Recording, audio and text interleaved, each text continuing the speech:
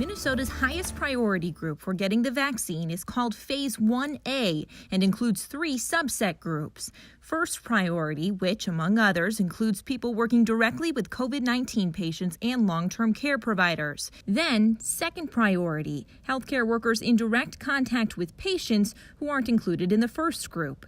Mayo Clinic announced they'll be done vaccinating these 2 groups in Olmsted County by the end of January, and beginning Monday, we'll move on to the third priority group, all remaining healthcare providers who can't telework. For example, dentists and dental practices, hospice workers, audiologists, speech language pathologists, etc. This week, Minnesota expanded vaccine eligibility to people 65 and older, teachers, and childcare workers.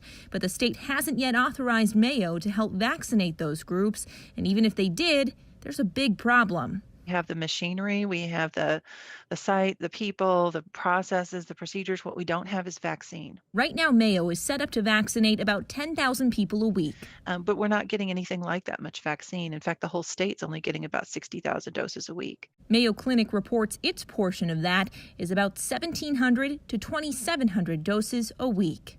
Jennifer Austin, KARE 11 News.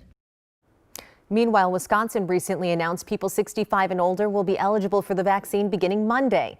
Mayo sites there will begin vaccinating that group of people once they've completed vaccinating higher priority groups. For more information about vaccine distribution in Minnesota, head to KARE11.com/vaccine.